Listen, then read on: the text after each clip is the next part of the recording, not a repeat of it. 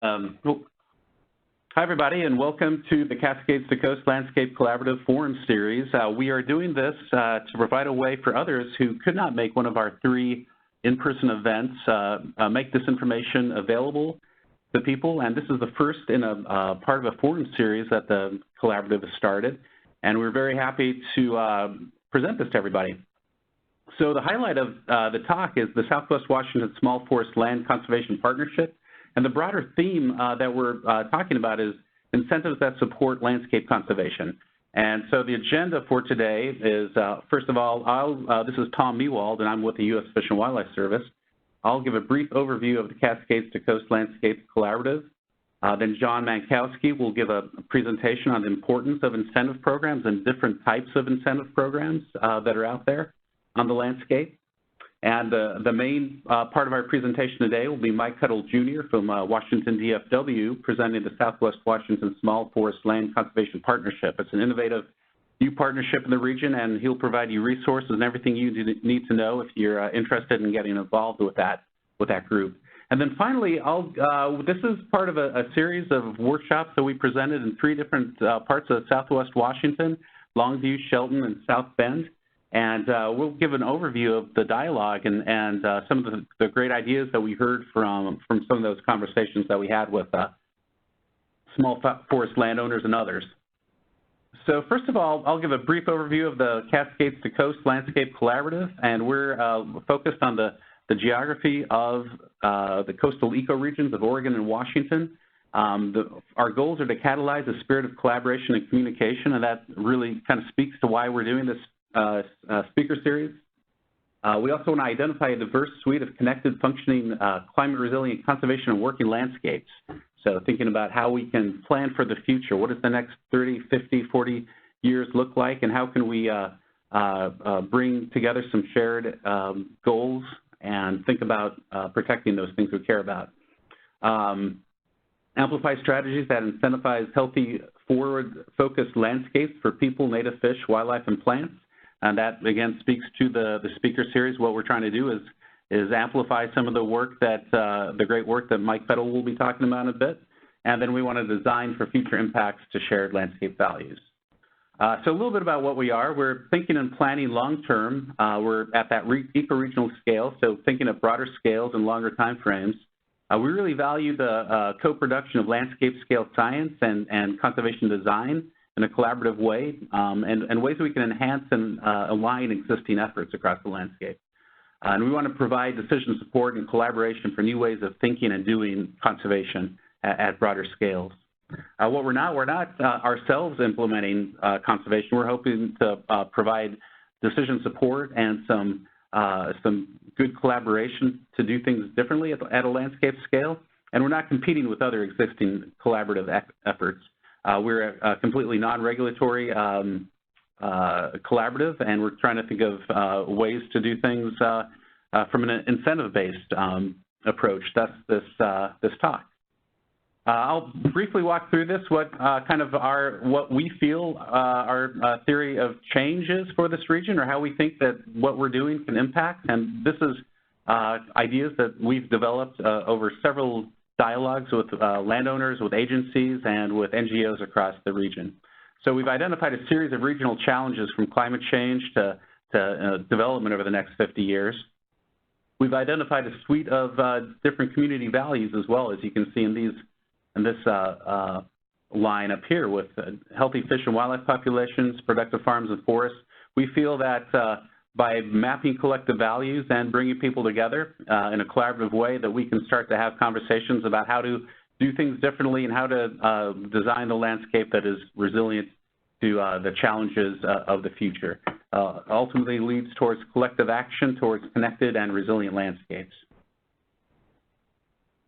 We've held a series of events with working lands communities starting back in November of 2018 in Chehalis, and then also in Warrenton in 2019, and then this latest series, and there's a report that I'll have a link to, and all these documents are on our website as well, and I'll give you that website later. All kind of point to the need for meaningful new incentives for forest landowners across the landscape. Another thing that we're doing is mapping landscape values across the region. So from ecosystem services values on the left, resilient working lands in the middle, and then conservation values on the right. So there's this aspect of looking at the broader ecoregion, and then also looking at things that may be changing in the future. So we have some great data out there by TNC and others looking at landscape resilience. We have some different models showing conversion risk in the region, and then what potential climate change impacts there might be in terms of this map is showing hydrologic change, but there are several other things that we are looking at as well. So just to give you an example of some of the science and information that we're bringing together. This is the full suite of partners that have identified as being part of the partnership, and there's a lot of other people that have been to our events and are watching this effort as well. Again, this is our website, c2clc.org, where you'll find all the information and data that we've produced, and meeting notes, and a lot of information about landscape conservation. So I'll talk now. I'll hand this over to John Mankowski in just a second, but we held a series of meetings in 3 different places across the geography of Southwest Washington. And the CCLC will hold speaker events quarterly around topics that are related to landscape conservation issues. Our first series of events was focused on the issue of landowner incentives. What are different types of incentives, and what are attractive or unattractive aspects? We did this with a highlight of a current innovative regional scale incentive program, the Southwest Washington Small Forest Lands Conservation Partnership. We held 3 in-person full breakfast workshops in Longview, Shelton, and South Bend, October 17th and 19th. And so what we're presenting today is basically a web-based version of those events where I give a brief overview. John Mankowski talked about different incentive programs, followed by Mike Cuddle's talk on the Southwest Washington Partnership, followed with a dialogue around particular questions of how we can improve incentive programs. So with that, I'll hand over the screen to John Mankowski. We'll jump back in. Ready? Okay, Tom, thanks. Appreciate the handoff. This is John Mankowski. I'm going to give a little overview of a discussion about incentives and why they're important to conservation in this region. I'll talk a little bit about the types of incentives that are out there and make hopefully a smooth transition to Mike Cuddle and his presentation on the Southwest Washington Conservation Partnership. Let me start by saying this particular region of Southwest Washington is really a rich mix of not only ecosystem values like air, water, fish and wildlife habitats, but also a rich mix of communities, working farms and forests, tribal communities, and others. And it's a complex mix of ownerships as well, with federal lands, state and private, local governments, tribal and NGO lands as well. So it really requires us to think about conservation, not only from the perspective of what's needed on the landscape, but how you get it done with this mix of private lands along with the federal lands. As Tom mentioned, we had conversations with a number of people from the conservation and land ownership and agency communities over the course of 2018 and 2019, and we learned quite a few things. That while a lot of organizations are working within their own subgeographies and on their own topics, there really is a general desire to sustain biodiversity in the region, the economic and cultural values of the communities as this region changes. And it is going through change, whether it's related to climate change or development or energy or growth. This region is subject to change. So really the question for everybody, how do we understand that change and manage forward in ways that still provide commonly held landscape values over time? And that's really what's in front of us. And I'll talk to you a little bit about where the incentive piece fits in and why. But first of all, throughout our conversations with the partners that I'd mentioned earlier, from those conversations rose this suite of commonly shared landscape values. Whether you were working on a shellfish farm, an agriculture farm, a tree farm, or involved in conservation of fish and wildlife habitats. These were the kinds of values that really come from the Southwest Washington messaging that we've helped facilitate. Number one is keeping working lands working. Number two is managing for the long-term sustainability, anticipating change, and how that will affect our communities, ecological, economic, and developed areas, supporting economically and culturally vibrant communities, facilitating intergenerational transfer of farm and forest stewardship and ownership, securing water, water quality, water quantity, both for people, farms, and fish, restoring and maintaining healthy ecosystems, and then restoring and protecting biodiversity. So across the whole region, these are the kinds of values that we really felt are important to the region today and are likely to be important tomorrow.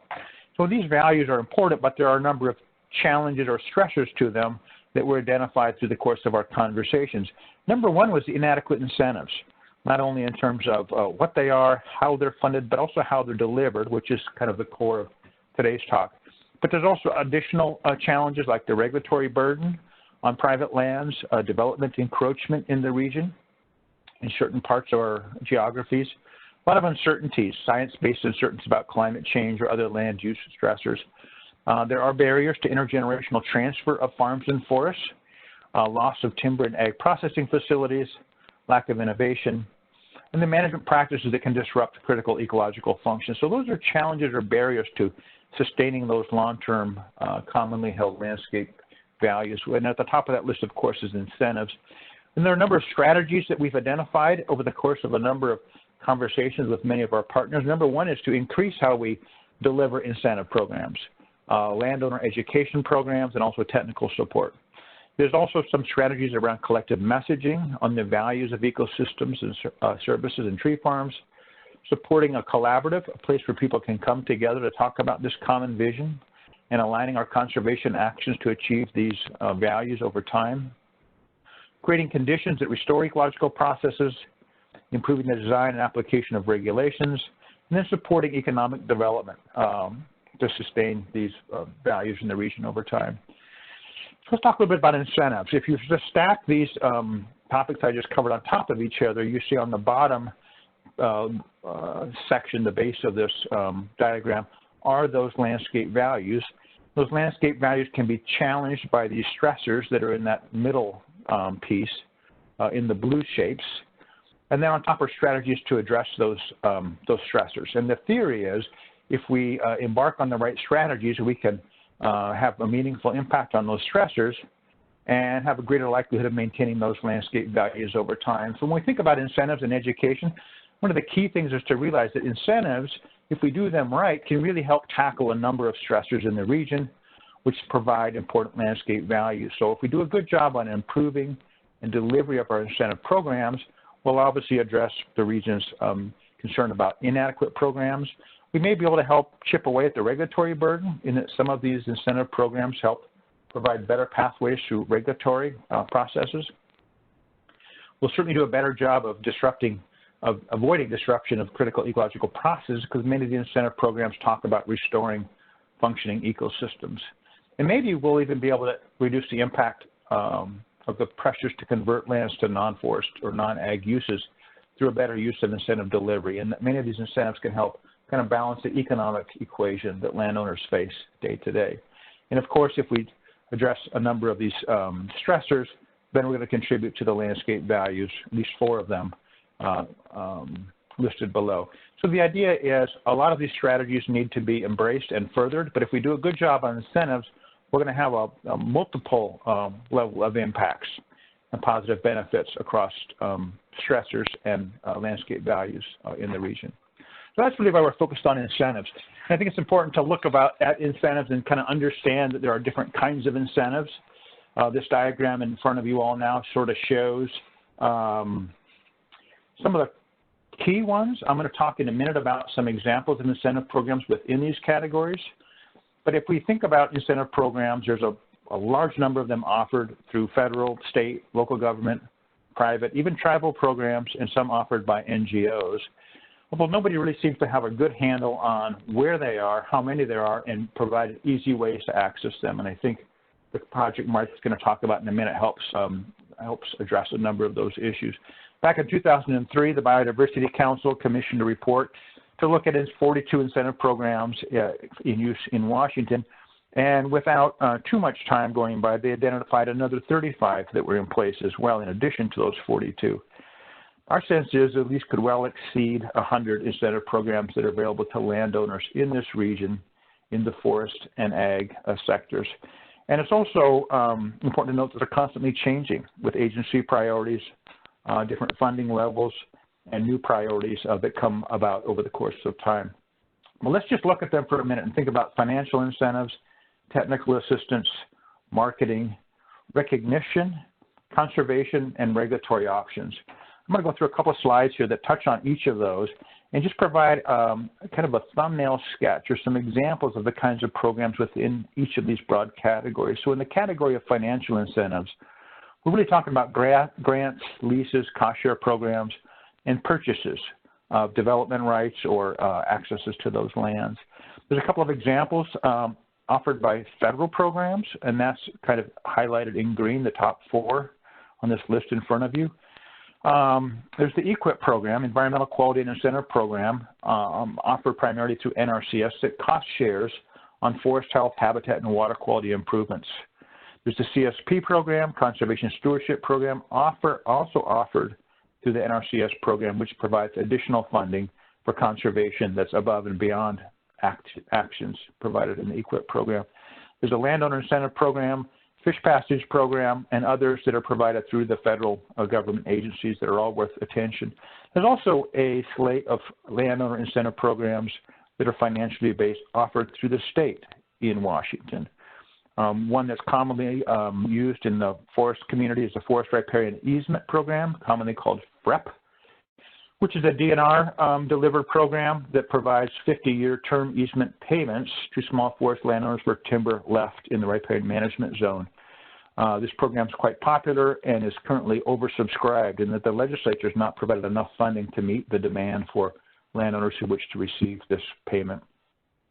There's also the Family Forest Fish Passage Program, they're called the FFF2P, a state-based program that helps pay for fixing fish barriers on forest landowner properties. So if you have a culvert that's too small or a bridge that's too small and it's causing restrictions for fish migration, this program helps alleviate the costs associated with fixing those barriers. Along the same lines, there's a Riparian Habitat and Open Space Program where DNR buys permanent easements for lands that are in unconfined channel migration zones. That's all embedded in the state forest practices, regulations, and statutes.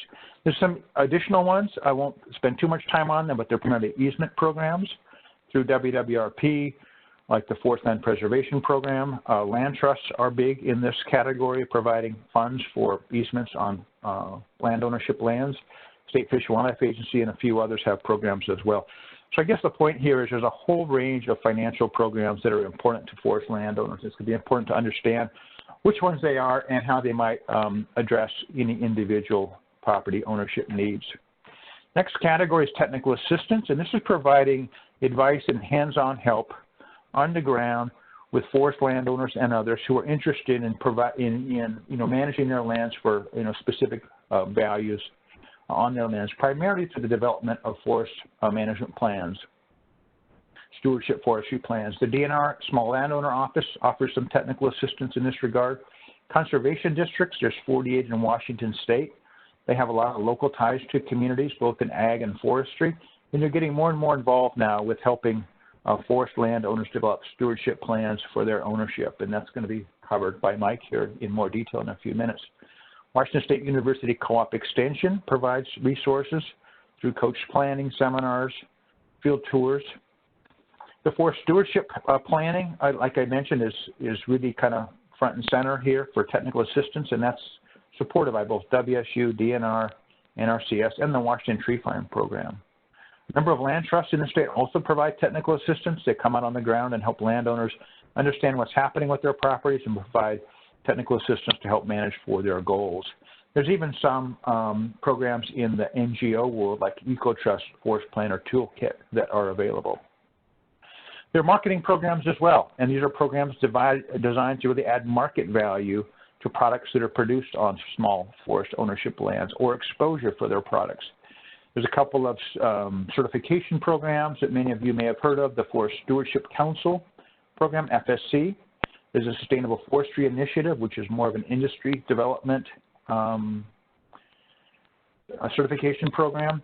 And the idea, of course, behind the LEED program, the Green Building Standards, is to help to create demand and a market for these higher value wood products that are sustainably managed and can help sequester carbon along the way. So there's a host of marketing programs. I won't list them all here. You can look down this list all the way down to salmon safe certification programs as well. But I think the key is there's incentive programs that are really designed to help bring larger shares of market and attention to products that are produced on forest lands. There's tax policy incentives, a couple of major ones in this state that provide a reduced property tax to both forest and ag owners, or deferred property tax for lands that they commit to maintain in forestry and in agriculture as well. There are recognition programs recognizing outstanding stewardship by forest landowners. There's the Washington State Tree Farmer of the Year program.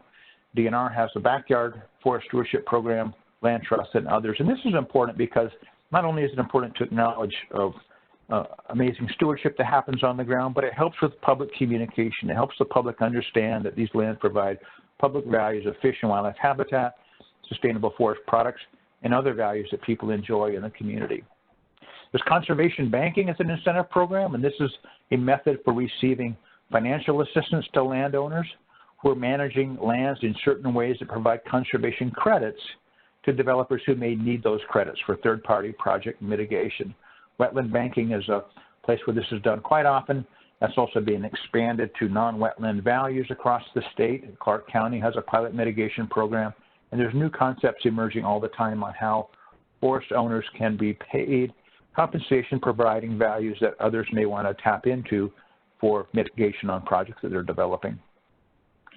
There's regulatory program options or incentives. These are alternatives in many regulatory programs where maybe the rules are too strict or too cumbersome, and a landowner might want to take more of a collaborative approach or a landscape or an ownership approach. Habitat conservation plan is an option, both for listed species managed by Fish and Wildlife Service and NOAA Fisheries.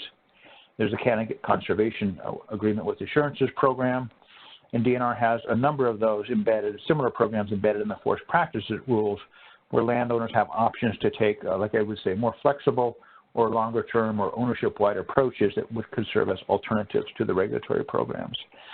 So that's a quick kind of around the world description of the kinds of incentive programs that are out there and highlighting a few of the programs within those categories that are available to landowners in Southwest Washington. A couple of key messages, and then I'll wrap up here and hand the conversation over to Mike, is that on incentives, there really seems to be an overriding need for reliable and stable funding. Programs that are here today and gone tomorrow don't work for the long-term management goals and objectives of forest landowners, so we need reliable and more stable funding. Landowners need easier access and awareness of the kinds of incentive programs that are available to them. It shouldn't be hard to find out which incentive programs they can apply for. And this access should be across all the organizations that provide incentive programs, federal, state, local, tribal, NGO, and others. And also there's a limited capacity still for stewardship planning. And Mike's going to talk a little bit about how his program helps provide some stewardship capacity as well. Another challenge is that programs aren't offered at a scale that's commensurate with the potential need. In other words, incentive programs are great and a number of landowners use them, but if we're really going to impact forest ownership and provide a boost to retain lands in forestry, we really need to think about scaling up these incentive programs and focusing them on portions of the landscape maybe where they can do the most good. And lastly, delivery mechanisms need to be easy for landowners. Many of them are involved in a whole host of challenges that come along with owning and managing forest land, and it needs to be efficient and effective and positive experience for delivering the programs. So that's really what I have to say today. I really welcome the chance to be part of this webinar presentation and the speaker series that Tom mentioned across the state. And now I'd like to turn over to Mike Cuttle, who's going to talk specifically about the Southwest Washington Small Forest Landowner Conservation Partnership. All right, thank you, Tom. I'd like to thank the Cascades to Coast Landscape Collaborative for organizing this event and providing me the opportunity to speak to you about the Southwest Washington Small Forest Lands Conservation Partnership. I'd also like to thank you for taking time out of your day to watch this presentation. The Landscape Collaborative and the partnership are separate efforts, but the partnership is a great example of the type of collaborative conservation work the CCLC promotes and tries to facilitate. What is this partnership? The Southwest Washington Small Forest Lands Conservation Partnership is part of the Regional Conservation Partnership Program, or RCPP. RCPP is a program under the Federal Farm Bill. As with other Farm Bill conservation programs, RCPP and the other programs offered under this partnership are voluntary and incentive-based. It's totally up to you to participate, and you can choose how much or how little you want to do. RCPP focuses Natural Resources Conservation Service, NRCS, funding in a geographic area and leverages contributions from partners to put conservation on the ground. RCPP is designed to have partners drive the program. The Southwest Washington Small Forest Lands Conservation Partnership provides multiple incentives, including technical assistance to develop forest management plans, financial assistance to implement forest management plans, and regulatory predictability to landowners who conserve habitat for the fisher, a candidate for listing under the Federal Endangered Species Act. The partners are working on the potential to offer regulatory predictability for Marlborough murrelet, which is listed as threatened under the ESA. The partnership is scheduled to run through at least September 30th of 2022. The partners will likely request a one-year extension to make up for several challenges that delay the start of the partnership. I'll cover those challenges later in the presentation. So I'm going to try to minimize my use of acronyms, but all these Farm Bill programs are loaded with acronyms. So here's a slide that lists what the acronyms mean, and you can go back and refer to this should you have a question as we move along through the presentation. So why was this partnership developed? In my role as the WDFW Farm Bill Coordinator, I facilitate agency fish and wildlife conservation efforts on private land statewide. A lot of these projects involve partners, including the Natural Resources Conservation Service, the Farm Service Agency, conservation districts, non-governmental organizations, other state agencies, tribes, and most importantly, private landowners. 50% of lands in Washington are privately owned. The Farm Bill is the largest source of funding for conservation on private lands. Farm Bill funding often leverages funding from non-federal partners. WDFW works on a lot of Farm Bill funded efforts east of the Cascades, and we would like to do more Farm Bill work in Western Washington. I represent WDFW on the State Conservation Commission, and as I attended meetings in 2016, I heard concerns about lack of capacity to assist small forest landowners. I continued hearing this concern from multiple sources, be it conservation districts, Department of Natural Resources, WSU Extension, and the Natural Resources Conservation Service. Historically, WSU Extension, DNR, and conservation districts provided assistance from multiple stewardship foresters in Southwest Washington. DNR currently has one stewardship forester for all of Western Washington. Conservation districts, Conservation Commission, DNR, and NRCS were interested in building capacity to provide technical and financial assistance to forest landowners. WDFW was interested in a program called the Healthy Forest Reserve Program, or HFRP, to promote conservation of ESA-listed wildlife on private forest lands. The only way to access this program was through the Regional Conservation Partnership Program. Everything came together, and WDFW committed to lead the effort to develop the Southwest Washington Small Forest Lands Conservation Partnership. In the winter of 2016, NRCS awarded $1.3 million of RCPP funding to WDFW. All of this funding will go to CDs, DNR, and NRCS to provide technical assistance and to forest landowners as financial assistance. WDFW is donating all of our time. Many people think of WDFW as the agency that manages fishing and hunting seasons. Although that is part of our mission, we do a lot of conservation work as well. This partnership is a great example of these efforts. Here's a list of the partners formally working together in the partnership. all 8 conservation districts in the project area are participating. Each of the state agencies will provide contributions to the project, both as cash and in kind. I'll cover the roles of each partner in more detail later in the presentation. Here's a list of organizations that supported the partnership as we developed the initial proposal. Forest landowner organizations, multiple land trusts, NGOs, all 8 conservation districts, multiple state agencies, and the U.S. Fish and Wildlife Service all supported the project. We reached out to tribes, but they didn't submit support letters. However, they could still participate in the partnership if interested.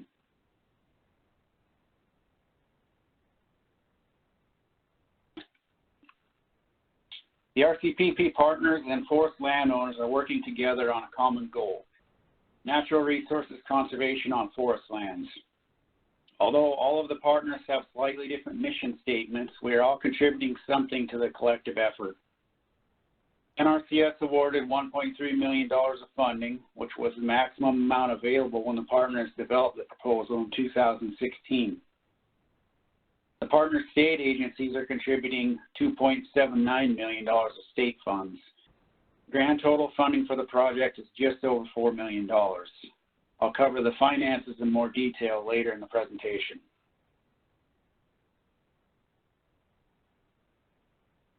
Here's a summary of the total financial contributions from NRCS and the partners. The NRCS funds pay for both technical and financial assistance to forest landowners. The State Conservation Commission funding is all for technical assistance from Conservation District Stewardship Foresters. DNR's Family Forest Fish Passage Program will pay $400,000 to correct fish passage barriers. WDFW will provide $500,000 for forest conservation easements and at least $75,000 of administration time managing the partnership.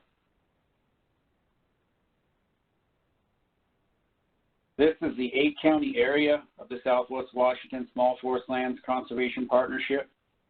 Forest landowners within this area are eligible to participate in the partnership. The majority of assistance available is restricted to small forest landowners, or as NRCS classifies, non-industrial private forest landowners. However, the forest conservation easement component of the partnership is open to all forest landowners, including industrial private forest landowners. Tribal landowners are eligible for all of the incentives offered under the partnership. The 2 big requirements of the non-industrial private forest landowner definition are not having publicly traded stock and not owning a wood processing facility. The primary focus of the partnership is to build capacity to provide technical assistance to forest landowners. This includes working with forest landowners to develop a stewardship plan specific to their property and management goals. Landowners with approved forest management plans are eligible for financial assistance from the Natural Resources Conservation Service to implement the conservation practices within the plan. Landowners also have options for regulatory predictability for conserving sensitive species. Let's cover all 3 of these incentives in more detail. We'll start off with technical assistance, the boots on the ground effort. All 8 conservation districts in the RCPP area support the program. The districts agreed to share resources across counties. Clark, Grays Harbor, and Mason conservation districts have stewardship foresters who provide technical assistance to multiple counties. The State Conservation Commission was instrumental in making the RCPP possible, committing to provide over $1.8 million to pay for stewardship foresters to provide technical assistance. NRCS is providing $515,000 for technical assistance from DNR, the conservation districts, and NRCS staff. DNR's stewardship forester covers Lewis County, in addition to serving as the only stewardship forester for all of Western Washington. The stewardship foresters are going to be your main contact if you are interested in participating in the partnership. Photo is Dave Houck out on a site visit in Grays Harbor County. Stewardship foresters like getting out in the field. I encourage you to take advantage of the opportunity for technical assistance. Here's a map that shows the partner organization providing the stewardship forester for each county. Clark Conservation District covers Clark, Cowlitz, and Wahkiakum counties. DNR covers Lewis County. Grays Harbor Conservation District covers Grays Harbor and Pacific counties. And Mason Conservation District covers Mason and Thurston counties.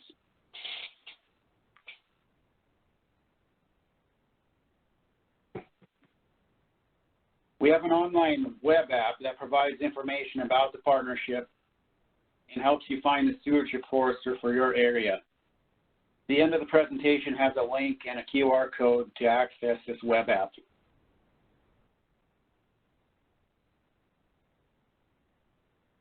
WSU Extension Forestry is leading the outreach and education efforts under the partnership. DNR and the Conservation District Foresters assist with some of these activities. WDFW is providing all of the administration for the partnership. That includes day-to-day coordination with the partners and tracking and reporting progress to NRCS. Here are a few examples of partner outreach activities. These include postcards, newsletter articles, flyers for family forest field days. Really runs the gamut. We've been trying to really promote this program over the course of 2019. Let's talk about financial assistance available to help you reduce the cost of implementing your forest management plan. Here's a summary of the financial assistance to landowners available through the partnership. The Natural Resources Conservation Service is providing $785,000 of cost share to implement conservation practices and purchase forest conservation easements. DNR's Family Forest Fish Passage Program will provide $400,000 to correct fish passage barriers, and WDFW will contribute $500,000 to purchase forest conservation easements to conserve habitat for ESA-listed marble murrelet.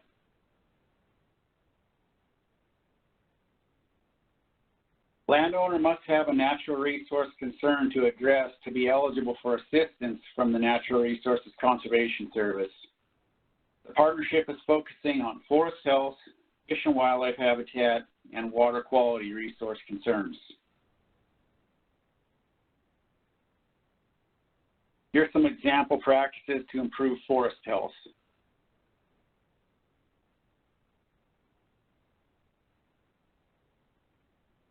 These photos are some examples of overstocked stands that could improve forest health through thinning treatments. The photo on the left is a mixed conifer stand prior to treatment.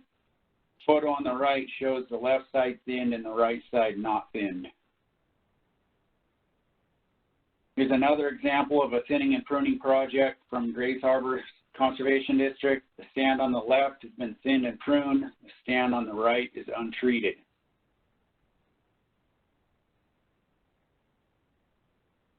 Here's a third example of an oak woodland treatment. In many areas in Washington, fire suppression has led to conifers taking over oak woodlands. This was a WDFW project on the Scatter Creek Wildlife Area. But NRCS works on these treatments on private lands as well. WDFW removed the conifers to release the oaks and stimulate growth of prairie wildflowers as well.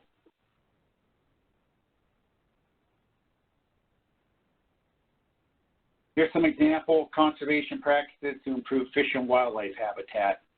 You can see these really run the gamut in terms of the size of the project and complexity, from something as simple as the bird box, as shown in that photo, to a very large scale and expensive project, the aquatic organism passage, which would be a fish passage project that we'll talk about on the next slide.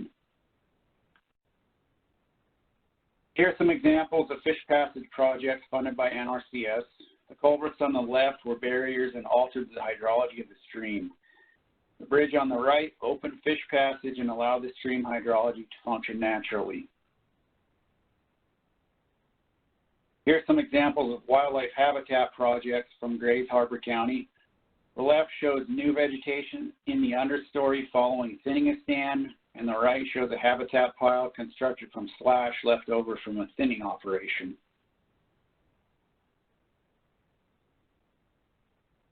Here are some examples of water quality practices available under the partnership.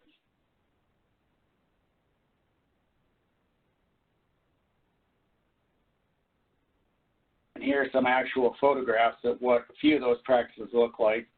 The photo at the bridge shows short-term water quality protection from the erosion control practices.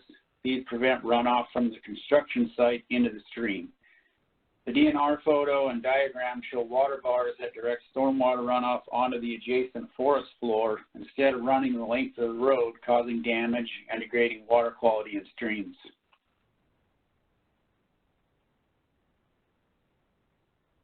NRCS has limited staff capacity. They rely on partners to help deliver their conservation programs.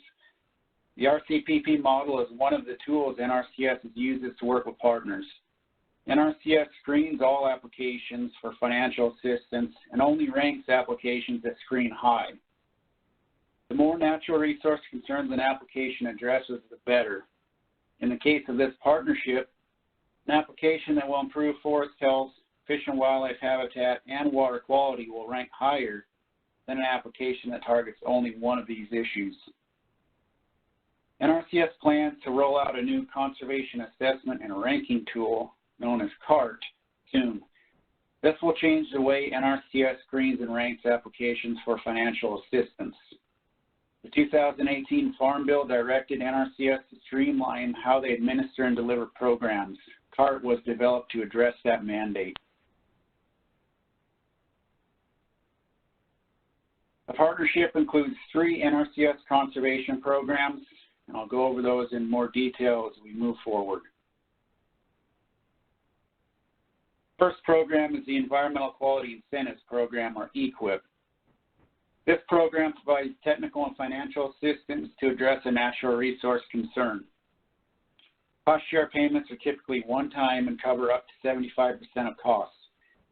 EQIP may be used to address any of the 3 focal resource concerns of the partnership, and EQIP is available throughout the 8-county partnership area.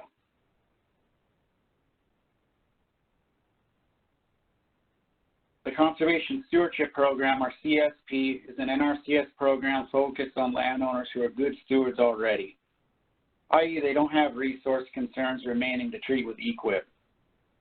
If a landowner wants to implement additional enhancements, CSP is available to provide technical and financial assistance. The program pays for implementing enhancements and provides the landowner with an annual stewardship payment over the term of a 5-year contract.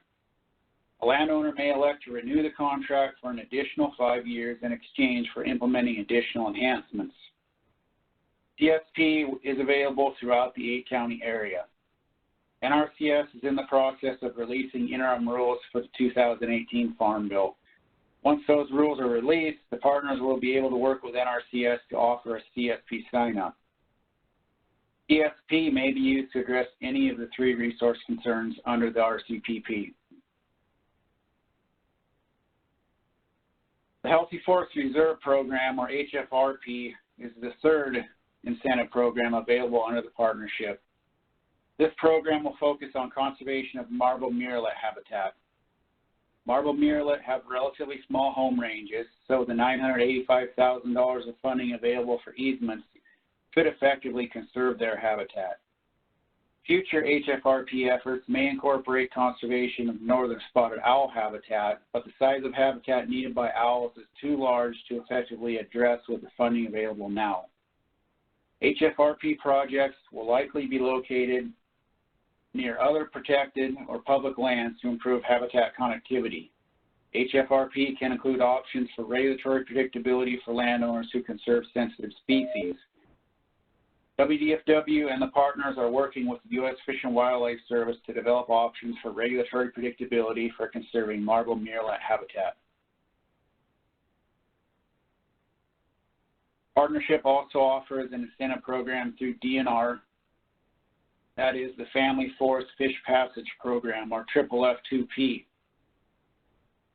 The program provides technical and financial assistance to small forest landowners to correct fish passage barriers. Here's a project from Clark County showing a failing culvert before and a new bridge after.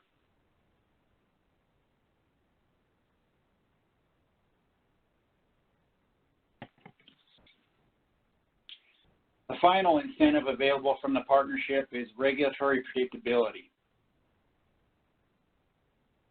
Currently, there's one option for regulatory predictability for forest landowners who conserve sensitive species within the partnership area: the Fisher Candidate Conservation Agreement with Assurances, or CCAA.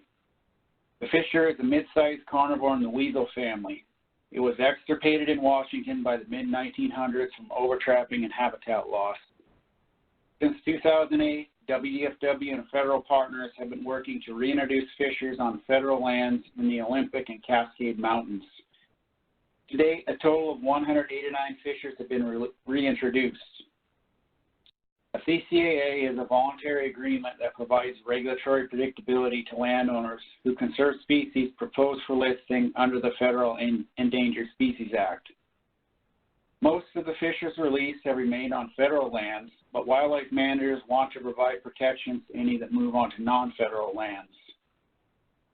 Fisher CCAA is available to forest landowners throughout the RCPP area, with the exception of urban areas and the I-5 corridor. You can note that on the map. That's the orange crosshatched areas, or the Fisher CCAA areas. Landowners may enroll at any time while fishers are under consideration for listing under ESA. If the U.S. Fish and Wildlife Service lists the fisher under ESA, the CCAA will no longer be an option for landowners. This project will address only a small amount of the need in the partnership area, but it's a start. The partners have a long-term goal of demonstrating need for additional funding, possibly expanding the geographic area of the partnership and offering additional incentives. Where are we now? The partnership officially started in 2017. The Conservation District Stewardship Foresters are primarily funded from match from the State Conservation Commission. That match comes from the capital budget. The legislature elected to not pass a capital budget in 2017, so the partners had to delay the first year to make sure funding was available for Conservation District staff to deliver the program. Congress failed to reauthorize the Farm Bill until several months after it expired in September of 2018, which led to an additional delay. The partners have persevered and continue to move forward despite these challenges. Conservation District and DNR foresters have been providing technical assistance, and WSU Extension has held multiple outreach and education events. WDFW has an interactive web app to provide info on the partnership and plans to develop a more detailed web page.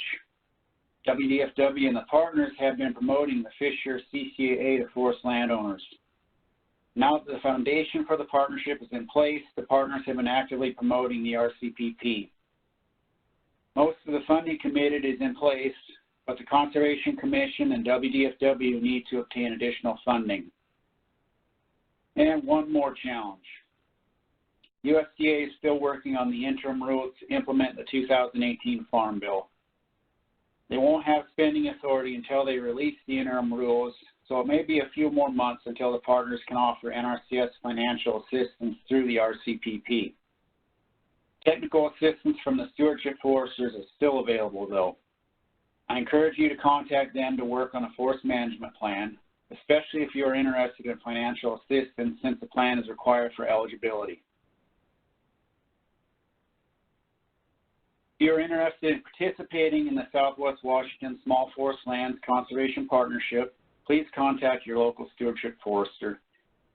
Their contact info is available via the link and QR code on the screen. If you have general questions about the partnership, please contact me. Thank you for your time. Great, and thanks so much, Mike, for your presentation. And I encourage everybody out there to contact Mike and get his email there, and give him a call about the program and what that can do for you. Thanks so much for that. The 3 locations where we held our different in-person meetings, again, those were in Longview, in Shelton, and in South Bend, Washington. And I really want to call out a few people that played a role in this. One is Jeff Azarad from Washington DFW, Lenny Young from Washington DNR, and Rob Crable from Defenders of Wildlife. And they provided not only great support, but also helping out with the food and with accommodations and meeting rooms. So that's a true collaborative pulling together to make these events happen. And we had about 70 people show up amongst all the different events. And so we got people together after Mike gave his presentation, and we asked 2 specific questions. And we really had some great dialogue. It was a great opportunity for people to be heard. And that's really what we wanted to be there, is to listen to people and listen to small forest landowners and hear what their perspectives were on incentive programs in the region. So the main questions were, what elements of an incentive program make it appealing or successful? And then also, what are barriers that prevent or discourage you from participating in incentive programs? And so we had some great dialogue and heard some good ideas, and we're just kind of synthesizing here in a few minutes what some of those key ones are.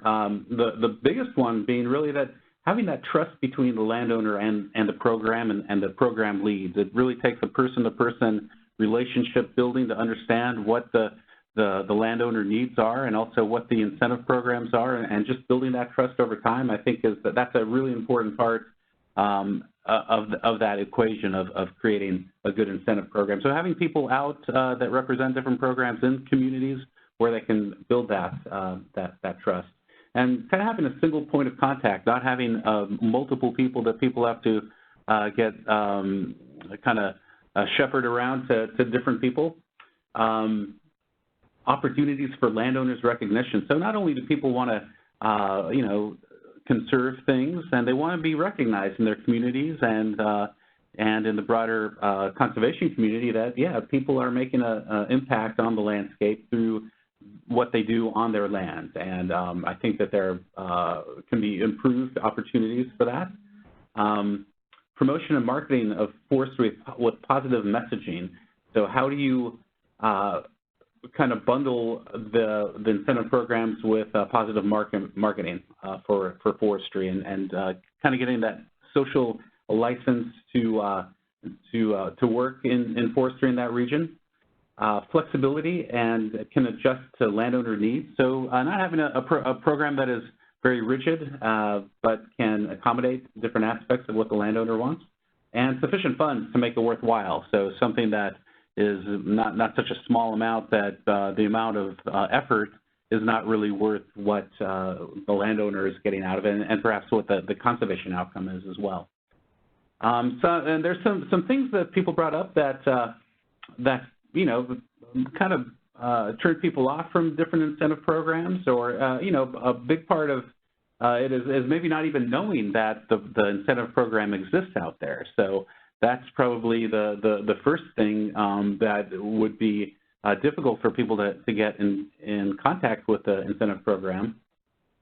Also, lack of transparency or a sense of distrust of the agency or organization. So it's kind of that gets back to our first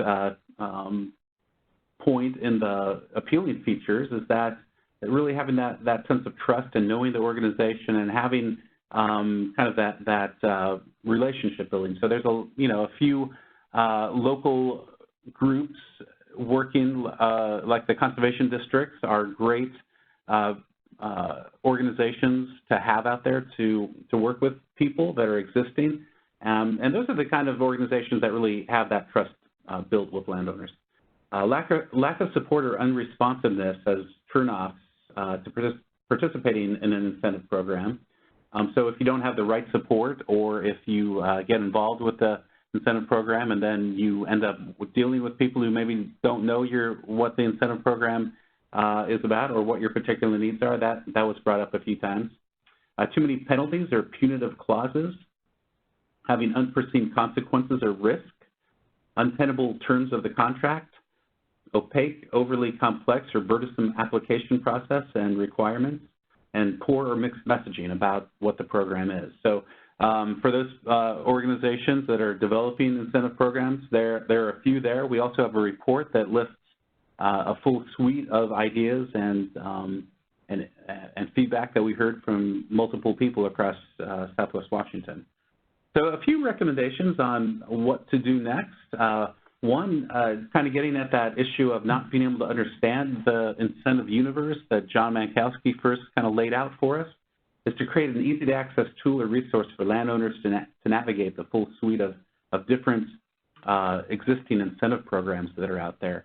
So we've also had a few conversations that maybe there's a few tools out there, like in Oregon, there's OFRI has a pretty nice interface to a whole suite of incentive programs. Maybe there's a way to collaborate with others on this and create a updated and kind of a directory to different landowner incentives. So yeah, like what I was saying, conservation districts are an important interface between landowners and many different programs. Others include DNR and their Small Forest Landowner Office, WSC's Extension Forestry Services, NGOs, and private consultants. And also in Washington, the Farms and Forestry Association chapters are networks that can help distribute information about different incentive programs. So working existing networks to get that information out there. Some incentive programs may need some reform to allow for greater flexibility and to think about the future. For example, landowner putting a small forest pond should get some regulatory relief on buffers was brought up. And then also identifying challenges that are not currently covered by incentives. So kind of a gap analysis. Where could we be developing new incentive programs that are more aligned with the needs of now and in the future? So those are some of the ideas that came out. The full report is available on the CCLC website. There is a link right there. If you could copy that down, or you'll probably have an email link to this as well with the full report of everything we learned and a full abstract of Mike Cuddle's talk and links to his work and also links to the work that John Mankowski presented on kind of the synthesis of different landowner incentives. So with that, again, I want to thank everybody who played a role in helping make this happen. Washington DFW, John Mankowski, Defenders of Wildlife, Washington DNR. Thanks so much, and that puts an end to this webinar on our series of workshops along the Southwest Washington region. Thanks so much for joining, and thanks for your time.